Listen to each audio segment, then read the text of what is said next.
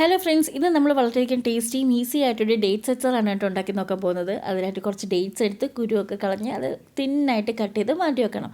പിന്നെ നമുക്ക് കുറച്ച് പുളിവെള്ളം ആവശ്യമുണ്ട്. അതിനായിട്ട് ഒരു ഗ്ലാസ്സിലേക്ക് കുറച്ച് വെള്ളം ഒഴിച്ചിട്ട് ഒരു നെല്ലിക്ക വലുപ്പത്തിന് പുളി എടുത്തിട്ട് നമ്മൾ അതിലേക്ക് പുളിയിട്ട് മാറ്റി വെക്കണം. പിന്നെ നിങ്ങൾ ഏത് പാത്രത്തിലാണോ അച്ചാർ ഉണ്ടാക്കുന്നത് അതിലേക്ക് കടുക് താളിച്ചിട്ട് ബ്രാഹ്മിൺസിൻ്റെ പിക്കിൾ പൗഡറാണ് കേട്ടോ ഞാൻ ഇവിടെ എടുത്തേക്കുന്നത്. അപ്പോൾ ബ്രാഹ്മിൺസിൻ്റെ പിക്കിൾ പൗഡർ ഒരു 2 സ്പൂൺ ഇട്ട് ഒന്ന് മൂത്തതിന് ശേഷം നമ്മൾ അരിഞ്ഞ് വെച്ചേക്കുന്ന ഡേറ്റ്സ് കൂടെ അതിലിട്ട് നല്ല രീതിയിൽ ഒന്ന് ഇളക്കി കൊടുക്കുക.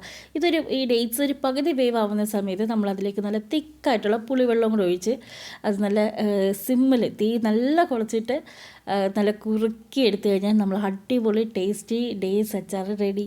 അപ്പോൾ നിങ്ങൾ ഒരു വട്ടമെങ്കിലും ഉണ്ടാക്കി നോക്കണം കേട്ടോ, അടിപൊളിയാണ്. ട്രസ്റ്റ് മീ ഗൈസ്, നിങ്ങൾ പുറത്തുനിന്ന് മേടിക്കുന്ന അതേ ടേസ്റ്റിൽ കിട്ടും. പേഴ്സണലി എനിക്ക് ബ്രാഹ്മിൺസിൻ്റെ പൊടിയിട്ട് ഉണ്ടാക്കുന്ന പിക്കിൾസ് എല്ലാം അടിപൊളി ടേസ്റ്റ് തോന്നാറുണ്ട് കേട്ടോ. അപ്പോൾ ഒരു വട്ടമെങ്കിലും നിങ്ങൾ ഉണ്ടാക്കി നോക്കണേ. അടുത്ത വീഡിയോ കാണാം, ബൈ.